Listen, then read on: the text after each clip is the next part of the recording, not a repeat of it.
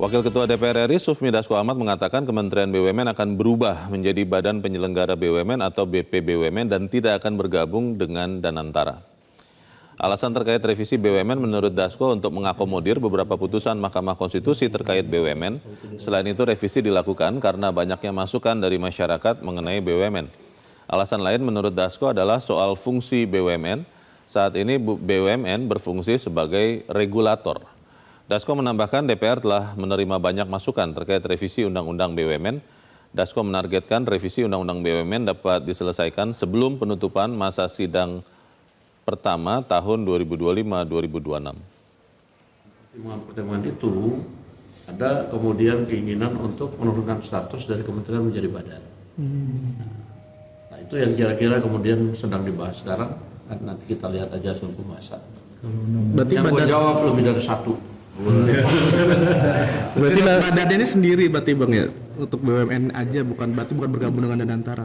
Nah, dia sendiri. Sendiri. Ya. Berarti nanti namanya badan penyelenggara badan usaha milik negara. Badan penyelenggara BUMN. Berarti Ya pemirsa, apakah dengan perubahan status dari Kementerian BUMN menjadi Badan BUMN kemudian akan membuat BUMN lebih sehat? Kita akan bertanya kembali kepada Direktur Eksekutif Celios Bima Yudhistira. Mas Bima, ini ada rencana lagi terkait dengan munculnya Danantara untuk kemudian membuat BUMN lebih fokus pengelolaannya, demikian dikatakan.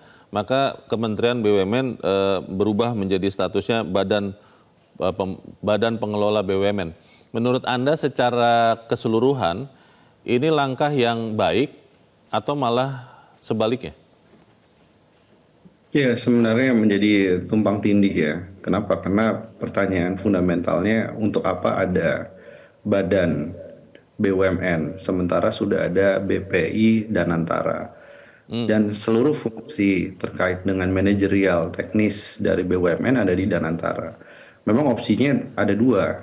Dia mau dilebur ke Danantara atau dia menjadi badan, diturunkan posisinya. Sebenarnya ada opsi ketiga, tapi opsi ketiga ini kelihatannya tidak terlalu banyak didengarkan, yaitu opsi untuk memang menghapus nomenklatur total dari Kementerian BUMN. Pertimbangannya apa? Pertimbangannya adalah kalau terkait dengan kompensasi subsidi ataupun juga pemberian insentif kepada BUMN, itu langsung dari Kementerian Keuangan kepada Danantara. Tidak perlu adanya badan BUMN. Dan sekarang memang sedang proses adanya efisiensi anggaran. Jadi kalau mau konsisten dengan efisiensi anggaran, ya tidak diperlukan lagi adanya badan atau kementerian BUMN. Tinggal nanti dipikirkan gimana tuh deputi ataupun staf-staf dari kementerian BUMN bisa nggak dilebur juga kepada kementerian teknis yang mungkin masih butuh.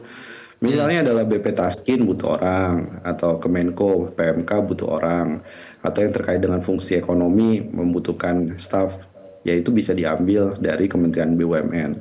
Yang penting adalah transisinya, cuman fungsinya tidak dibutuhkan lagi Kementerian BUMN.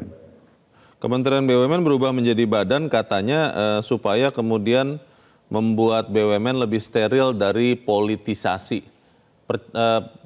Setuju dengan itu atau tidak?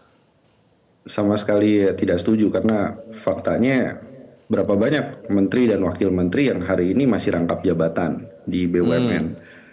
Jadi masyarakat akhirnya melihat ini BUMN mau steril dari politik gimana. Pengurus Danantaranya juga banyak orang politik sebenarnya yang punya kedekatan dengan Prabowo. Atau kalau mau steril dengan politik, ya maka fungsi dari BPK sebagai pengawas utama, auditor utama dari BUMN itu dikembalikan lagi. Maka revisi Undang-Undang BUMN yang dibilang Pak Dasko itu salah satunya adalah mengembalikan pengawasan, nggak bisa dilepas. Karena kalau Danantara ini seolah kan dia lepas dan hanya permintaan khusus audit dari BPK bisa masuk.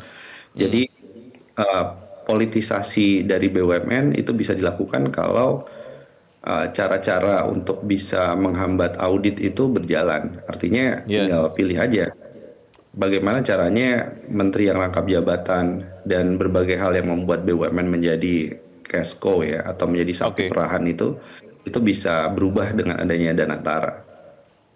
Jadi secara keseluruhan mungkin harus dikaji lebih jauh lagi ya terkait dengan rencana perubahan status kementerian menjadi badan penyelenggara BUMN ini ya, Mas Bima ya? Ya, perlu ada kajian. Yang paling penting adalah belajar dari revisi Undang-Undang BUMN. Itu cuma dikerjakan 3 hari kerja efektif ya. Saya ingat sekali pada waktu itu. Ya. Jadi kedepannya harus ada partisipasi dari seluruh publik. Karena harus diingatkan bahwa BUMN mau diapakan ke depannya itu ada modal dari pembayar pajak masyarakat. Baik, kita harap itu yang akan terjadi. Terima kasih Direktur Eksekutif Celios sudah mencerahkan kami pagi ini. Mas Bima, selamat pagi. Terima kasih. Jelajahi cara baru mendapatkan informasi. Download Metro TV Extend sekarang.